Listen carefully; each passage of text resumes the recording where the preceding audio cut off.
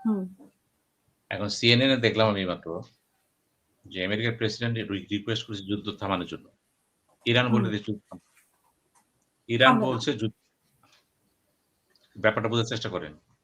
বিশ্ব শক্তি যখন যাকে খুশি তাকে বসে ন্যাটোকে বলতেছে জড়ান। তারা কিন্তু ইরানকে এবং সে বলতেছে কিউবারে বলতেছে মানে তার যা খুশি তাই করতেছে। এই যে একটা ব্যক্তি নিজের স্বেচ্ছাচারিতা চরমে চলে গেছে, যার সাথে কোন নরমস নাই, ভ্যালুস নাই, কাস্টমস নাই, কিচ্ছু নাই এবং কোন জাতির সত্তাকে স্বীকার করে না, ন্যাশনালিজমকে স্বীকার করে না। তো তাকে নিয়ে আপনি কিভাবে কাজ করবেন? এবং মধ্যপ্রাচ্যে ইসরায়েল, ইসরায়েল না, ওটা তো আমেরিকা। আমেরিকা উপযাচক হয়ে মধ্যপ্রাচ্যে শুধুমাত্র নিউক্লিয়ার বোমা আছে কিনা দেখবেন ইরানের কাছে বানায় ফেলাইছে কিনা। এটাকে আমি করতে দেব না। এখন যদি প্রশ্ন করা হয়, যদি ইরান প্রশ্ন তুলে যে, "আমি বানাবো না। কিন্তু ইসরায়েলকেও তুমি নিরস্ত্র করতে হবে।" ইরান কিন্তু এটা বলে নাই এখন থেকে। ইরানের ডিপ্লোমেসিতে এখানে ঘাটতি আছে কিন্তু এখানে। ইরানকে এখন বলতে হবে, আলোচনা হবে পূর্ব শর্ত হলো, আমি আমিও যাব না। ইতিমধ্যে যা কিছু করেছে ইরান, ইসরায়েল সবগুলো জিনিস ডিসমেন্টাল করতে হবে। That is a proposal. That is a stand the whole world. তখন আমেরিকা কি করবে? আমেরিকা বলবে, "না, ইসরায়েলের নিরাপত্তা নাই।" আপনি কে? আপনি যে ইসরায়েলের নাম দিয়া যা শুরু করছেন মধ্যপ্রাচ্যে, রাজা বাদশাদের সাথে। চাপ দিয়ে টাকা নিতেছেন, অস্ত্র বিক্রি করতেছেন। সবাই তো ফেড আপ হুম। হয়ে গেছে। এখন ইরানের যে কৌশলটা দেখেন তো, উনি শুধুমাত্র মধ্যপ্রাচ্যে আমেরিকান বেস স্টেশন গুলো তার হিট করতে পারে। অর্থাৎ ওই দেশের সরকারের উপর অবস্থা হয়ে গেছে কিন্তু। যে আজকে আমেরিকার জন্য আমেরিকা কি করতেছে? আমার নিরাপত্তা দিতে পারতেছে না। তো এখন ডোনাল্ড ট্রাম্প এত বড় আমেরিকার মতো দেশ, এত এত কাঁচা ডিপ্লোমেসি কেন করলেন? এটা কাঁচা ডিপ্লোমেসি না, বুঝলেন? মানুষ যখন জেদে করে না, ওই বলে না, হেরে গেলেন তো রেগে গেলেন তো হেরে গেলেন। হেরে গেলেন। হুম। রাগান্বিত। মানে কথাবার্তা এখন বলে মনে পিছনে হটারও কোনো ইয়ে নাই। আমেরিকার মতো পেছনে হটার কোনো উনি অবস্থা কথা নাই। বলে ধমক দিয়ে কথা বলে, উনি বলে আমি কানাডাকে নিয়ে প্রভিন্স করে ফেলাবো। এটা কি পাইছে সে? হুম। যে লোকটা বিশ্ব অর্ডারকে মানতেছে না, বিশ্ব পরিস্থিতি মানতেছে না। শুধু একটা দেশের জন্য সে একটা ব্যক্তির জন্য নেতানিয়াহুর জন্য তার জন্য সে মধ্যপ্রাচ্য সারা পৃথিবী তল্প করে ফেলেছে। এত সংকট, এত কষ্ট মানুষ কেন হবে তার জন্য? সে জরুরি না। বিশ্ব সমাজের জন্য সে জরুরি না। এবং সেও দেখবেন একসময় আমেরিকার ইতিহাসে সবচেয়ে ধিকৃত হয়ে যাবে। নিক্সন কিন্তু নিক্সন কিন্তু ওয়াটার ক্যালেন্ডার ইমপিচমেন্ট করা ছিল। এবং এই রোনাল্ড রিগানও কিন্তু আমাদের এই ডোনাল্ড ট্রাম্পও কিন্তু নানামুখী কারণে কংগ্রেসের মুখোমুখি হয়ে যাবে কিন্তু। তার দলের ভিতরেও কিন্তু এখন দ্বিধাদ্বন্দ্ব দেখা দিয়েছে কিন্তু। আমেরিকার জনগণ তো আসছেই, স্বয়ং কংগ্রেসম্যানদের ভিতরেও কিন্তু সমস্যা দেখা দিয়েছে। একটাই কথা, যে আপনি ইসরায়েলকে আর কত কিছু, ইসরায়েলের নিরাপত্তার জন্য আপনার কি এসে যায়? ইসরায়েলের জন্য আপনি সব করে ফেলাবেন না? আমেরিকা ধ্বংস করে দিবেন?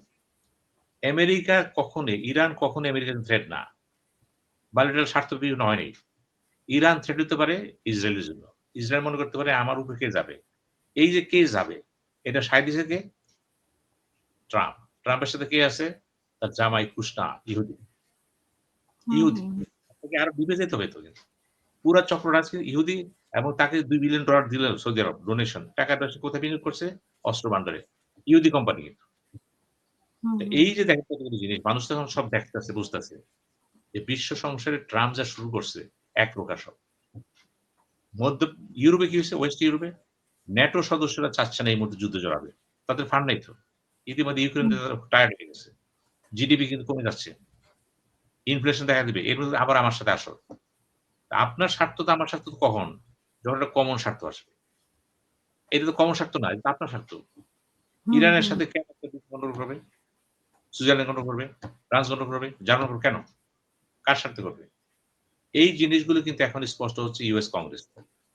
তাদের মাথায় কিন্তু চিন্তা ঢুকছে। ৩-৪ জন প্রেসিডেন্ট, প্রাক্তন প্রেসিডেন্ট জীবিত আছেন। ৪ জনই কিন্তু বলছে এটা হুইমসিক্যাল কাজ হইছে। ঠিক হয় নাই। অথচ তিনি কি বললেন কালকে? "All the president supported me." আজকে সবাই যেন কেউ সাপোর্ট দেয়নি। দেখেন, মিথ্যা কথা বলতে সময় লাগে না তো। যে লোকটা তার দেশের প্রাক্তন রাষ্ট্রপতি মিথ্যা কথা বলে পায়। আর তার সাথে কি করবে? তাহলে কে বিশ্বাস করবে? কন্টিনিউয়াস বলে যাচ্ছে তো। আর ৩ সপ্তাহ মানে ৩ সপ্তাহ হয়ে গেছে তার কোনো উন্নতি নাই। তো এটা না, তো না। হুম, এটা বলি তাকে জরুরি ভিত্তিতে তাকে মানে সাইকোলজি দেখানো উচিত। আপনি দেখবেন সে বলে দিবে যে ট্রাম্পের মাথা সুস্থভাবে কাজ করতেছে না। একদম নিরপেক্ষ মনোবিজ্ঞানীদের নিয়ে কমিটি করেন এবং ওইটা ওই যুক্তিতে আপনি ট্রাম্পের বিরুদ্ধে ইমপিচমেন্ট নিয়ে আসেন না কেন? হুম, করেন সে যেহেতু সে সুস্থ না, আমেরিকা তার হাতে নিরাপদ না। আমেরিকারে কিন্তু সে একটা ধ্বংস দিয়ে নিয়ে যাচ্ছে। এই যে এত যুদ্ধজাহাজ ধ্বংস হইতেছে, এত প্লেন ধ্বংস হইতেছে, কার ক্ষতি হইতেছে? ইসরায়েলের? টাকাটা কার? টাকাও ইসরায়েলের না, আমেরিকার। টাকাটা হচ্ছে মধ্যপ্রাচ্যের। তাদের কাছে তেল বিক্রি করতেছে ধরে পালাইছে সব প্রতি। ডলারের এই যে ডলারের বিরুদ্ধে মানুষ আস্তে, আস্তে সোচ্চার হইতেছে তো। এই যে বাণিজ্য যুদ্ধ যেটা হবে, মানে ইউয়ান যেটা নাকি আমেরিকান চাইনিজ মানে মুদ্রা। এই মুদ্রা হুম, যদি সৌদি আরবের সাথে লেনদেন করা শুরু করে, রাশিয়ার সাথে লেনদেন শুরু করে, ব্রিক্স এই মডেলটা আপনি কি করবেন? আপনি সহজে ধমক দিবেন নাকি? এই যে ধমক দেওয়ার রাজনীতি এটা তো গণতন্ত্র না। ডোনাল্ড ট্রাম্প হচ্ছে বিশ্ব গণতন্ত্রের জন্য সবচেয়ে বড় বাধা। সবচেয়ে বড় স্বৈরাচার। আমেরিকা গণতান্ত্রিক পদ্ধতিতে স্বৈরাচার জন্ম দিচ্ছে। আপনি কি করবেন? উনি কি শিক্ষা দিবে? কোন দেশের শিক্ষা দিবে? সে ভালো শিক্ষা দিবে? না। উনি আপাদমস্তক নিজেকে বিধ্বস্ত করেছে, বিবেক বুদ্ধি লুপ্ত হয়েছে এবং একটা কথা সে জানে, আমি যা চাই তাই হবে। এই যে জিঙ্গুইজম, এত বড় স্বৈরাচার আমেরিকার ইতিহাসে ২০০ বছর ইতিহাসে আসেনি। কলঙ্ক টু দ্যা হোল ওয়ার্ল্ড। কলঙ্ক to American diplomacy and democracy. কেউ তার বিশ্বাস করে না। যে তার বন্ধু জেলেনস্কি কি বলল সে? বলে দিল একটা কথা হঠাৎ করে। হুম, হুম, হুম। রাশিয়ার প্রেসিডেন্ট কি বলে দিল সে? শুধু একজন লোক ভয় পায়। জানেন? যে দেশটা আলোচনা নেই। উত্তর কোরিয়া। উত্তর কোরিয়াতে গেছিল সে। সে জানে তার চেয়েও বড় হুম, পাগল হচ্ছে ওই কিম জং। উত্তর কোরিয়া। ২ পাগল চিনতে পারছে কিন্তু। ও যদি মনে করে ও কিন্তু ঘটনা ঘটায় দিবে। তো হুম, হুম, ট্রাম্পের জন্য কি সেই ভালো? এখন দেখা যাচ্ছে ট্রাম্পের জন্য তো কিম জং ভালো। সেও তো ইরানের সাথ মিলাইছে। চীন হাত মিলাইছে, রাশিয়া হাত মিলাইছে। মধ্যপ্রাচ্য তো আগের মতো সেভাবে নাই আমেরিকার সাথে। কারণ তাদের দেশ তো এখন ধ্বংসের দিকে যাচ্ছে। তাদের জিডিপি কমে যাবে। হুম। আনরেস্ট তারা এখন তো বেশি বেশি তো মধ্যপ্রাচ্য গুলোতেই তো ইয়ে হলো, হামলা হলো। ইরানে। হচ্ছে এখনো। শুধু হয়নি হয়েছে যে তা না। হচ্ছে। এমন জানেন এই যে ইসরায়েলের যে জনসংখ্যা এক ১২০ কোটি টোটাল। যে ৬০ কোটি ইসরায়েল আছে, ৬০ কোটি আছে আমেরিকা, কানাডা ওই সমস্ত অঞ্চলে। ছিন্ন বিচ্ছিন্ন। এই ৬০ গ্রুপ কিন্তু একমত না। এদের মধ্যে কিন্তু ৪ টা ৫ টা গ্রুপ আছে, ধর্মীয় গ্রুপ। এর মধ্যে একটা অংশ মাত্র ওই নেতানিয়াহুর সাথে আছে কিন্তু। সবাই না তো। এখানেও কিন্তু গণতন্ত্র নাই। চাপাই দিছে সবকিছু। হুমকি। এই যে হুমকি দিয়ে রাজনীতি করে হয় নাকি এটা?